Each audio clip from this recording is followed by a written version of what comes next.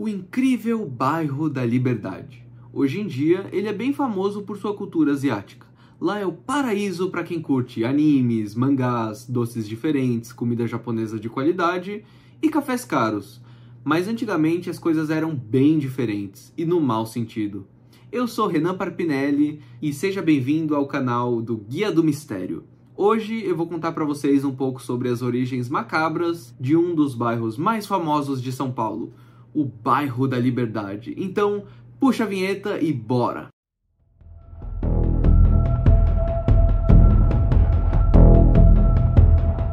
Antigamente, o bairro da Liberdade pertencia ao cacique Caiubi, e essas terras eram bem extensas, cobrindo muito mais bairros do que só o bairro da Liberdade de hoje.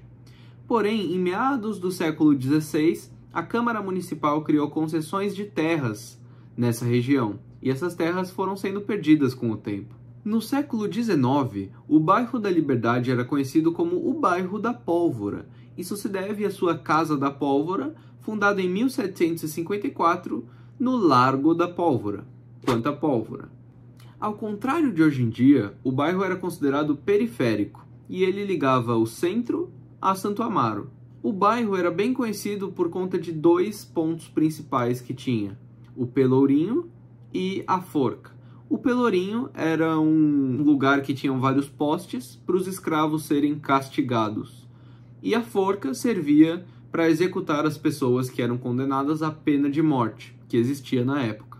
Quanto à origem do nome Liberdade, temos duas versões. A primeira tem relação com o Largo da Forca, o local onde ficava a forca. Segundo a história, supostamente, um soldado negro chamado Chaguinhas teria liderado vários homens para exigir um aumento salarial. Porém, Chaguinhas foi condenado à pena de morte naquela forca. Quando ele foi ser enforcado e morto, a corda rompeu 3 vezes. E então as pessoas começaram a gritar: liberdade, liberdade! E então, dali teria vindo o nome. Na segunda versão, temos que o nome Liberdade estaria relacionado às reivindicações de abolição da escravidão. Olha, é bem difícil a gente achar alguma coisa que simbolize mais a liberdade, não o bairro, mas a palavra mesmo também, do que uma corda que se rompeu 3 vezes para tentar executar a mesma pessoa. Em 1775 surgiam o Cemitério dos Aflitos e a Capela dos Aflitos. A capela ficava bem no centro desse cemitério. Naquela época, era comum que os sepultamentos fossem feitos dentro da igreja. Então, os sepultamentos eram realizados lá e os corpos eram enterrados no cemitério que era ali na mesma área, em volta. E esse lugar era reservado para o sepultamento, enterro apenas dos indígenas, escravos e condenados à morte pela forca. Em 1858, o cemitério foi encerrado, com o surgimento do Cemitério da Consolação. Mas essa capela continua lá, do jeitinho que ela era. Tem muitos relatos que a gente vê por aí na internet de pessoas que falam que sentiram uma energia ruim ali perto e tal, tanto que enterravam essas pessoas que sofreram muito na época. E a gente foi lá dar uma olhada. Eu, particularmente, não senti nada, assim, tipo, energias ruins ou coisas do tipo, mas o negócio é que essa capelinha fica num beco, né, chamado Beco dos Aflitos. Olha o nome aí. E tem duas coisas. Primeiro, essa capela é meio suja, ela não foi bem preservada, digamos assim. E outra coisa é que, cara, esse beco é tão feio. O beco em si, assim, é aquele lugar meio sujo, meio mal cuidado, sabe? E você olha assim no beco e, tipo, não tem ninguém. É bem vazio, mesmo com a Liberdade consideravelmente cheia. Sabe? Só pra você andar até aquela capela, você olha ali, a foto deve estar passando aí na edição, você olha ali e pensa, meu, eu vou ter que andar tudo isso vazio até esse lugar macabro. Mas o que eu senti foi meio uma sensação um pouco ruim, assim, por causa do lugar mesmo. Você olha pro lugar, você vê que é um lugar muito sujo, muito mal cuidado, mal preservado mesmo. Então, quem tiver curiosidade, o lugar ainda tá lá. Avançando um pouquinho mais no tempo, desde por volta de 1912, por aí, até o fim da Segunda Guerra Mundial, em 1945, vários e vários asiáticos foram ocupando o bairro da Liberdade, passando a morar lá, trabalhar. Eles buscavam tanto melhores condições de vida, quanto também fugiam da guerra, né? O bairro da Liberdade, como conhecemos hoje, tomou sua forma só por volta dos anos 70. com aquela aparência mais característica mesmo, né? Aqueles postes com as lanternas japonesas, que quando eu era criança eu achava que parecia meio que umas escovas, então eu não sei se eu acho muito bonito. E também o Torii, que é esse negócio vermelho aí, que marca o início do bairro da Liberdade. Eu, sinceramente, primeiro, não sabia que o nome era esse, eu aprendi hoje gravando esse vídeo, e segundo, nunca tinha reparado nele. Eu vi na imagem, eu reconheci ali o local, e eu fiquei, pô, nunca olhei pra isso, que não tem nenhum letreiro, nada tipo, bem-vindo à Liberdade, ou isso escrito em japonês.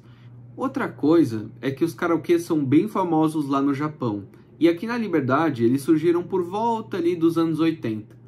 Inclusive, eu até agora não fui em nenhum. Eu pretendo ir um dia num karaokê de lá e no restaurante da Hello Kitty. Mas até aí, a impressão que se tinha do bairro era mais que era um bairro japonês e não asiático. Mas por volta dos anos 90, coreanos e chineses foram cada vez mais se instalando no bairro da Liberdade. Então ele foi virando um bairro mais asiático e não só japonês. Se bem que muita gente, acho que até eu às vezes, identifico mais o bairro pela cultura japonesa em si, mas a cultura coreana e chinesa também está presente lá. Os eventos culturais asiáticos são muito comuns lá na Liberdade, como o Tanabata Matsuri, que é o festival de estrelas japonês, o Ano Novo Chinês, feiras de artesanato e de gastronomia. Já adianto que no Ano Novo Chinês lá fica tão lotado, mas tão lotado que eu acho que nem vale a pena ir, a não ser que você esteja indo pelo evento em si, que tem comidas bem boas. E é isso, infelizmente estamos chegando ao final do vídeo, mas eu tenho duas coisas para falar. A primeira coisa é, o bairro da Liberdade é um lugar incrível, vale muito a pena conhecer. Quem ainda não foi ou só foi para comprar shimeshi, tofu, vai lá, dá uma passada, tenta comer alguma coisa, se tiver feirinha, dá uma passada na feirinha, se tiver no Novo Chinês, vê o que tem de lá vendendo de legal, inclusive as comidas também. Fãs de anime e mangá, é indispensável esse lugar, indispensável.